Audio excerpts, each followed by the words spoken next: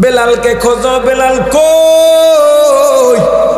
বেলাল ওদিকে মসজিদে নববীর পায়াটা জড়াইয়া আল্লাহর দরবারে কাঁদেন আর বলেন, আমার আল্লাহ, আমার রাসূলের কাছে থাকার মতো একমাত্র সম্বল ছিল আযান।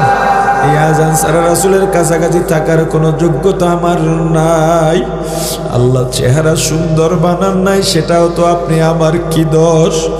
আমার দেখতে সুন্দর না, তাও তো আপনি বানাইছেন, এখানেও বা আমার কি দোষ? আমার কণ্ঠ ভালো না, সেটাও তো আপনি দিছেন, এখানেও বা আমার কি দোষ? এমন কি অন্যায় করলাম?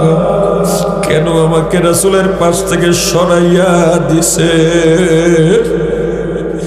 বেলালের কান্না আরো সে চলে গেছে।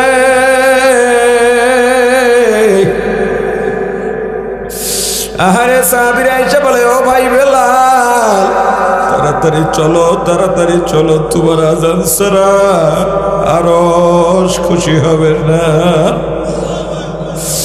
বেলালের আযান ছাড়া সূর্য উঠবে না। একজন কালো মানুষ, দেখতেও সুন্দর না। হে বেটে ভাই, আফসোস করিস না, আল্লাহ কালো বানাইছেন, আফসোস করিস না রে ভাই। গরিব বানাইছেন, আফসোসের কিছু নাই।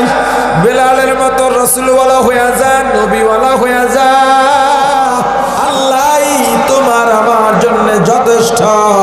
ওরে প্রাণের ভাই, অন্তরের মধ্যে এটা ঢুকাও, দুনিয়া লয় হয়ে যাও।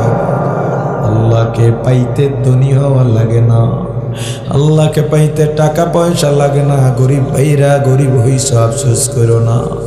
গরিবের নজর যেন বড় লোকের বিল্ডিং এর দিকে গিয়া মন খারাপ না হয়। আমার রাসূল সবসময় বলেছেন, দোয়া করেছেন, আল্লাহ আমাকে গরিবদের সঙ্গে হাসর নাসর করাইয়ে। প্রাণের ভাই,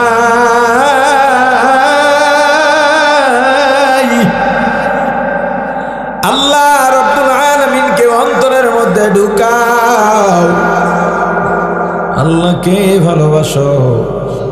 আল্লাহকে পাইতে হলে কি বলছিলাম, টাকা লাগে না, সুন্দর হওয়া লাগে না। এই পৃথিবীর সবচেয়ে অসুন্দর মানুষটার নাম বেলাল।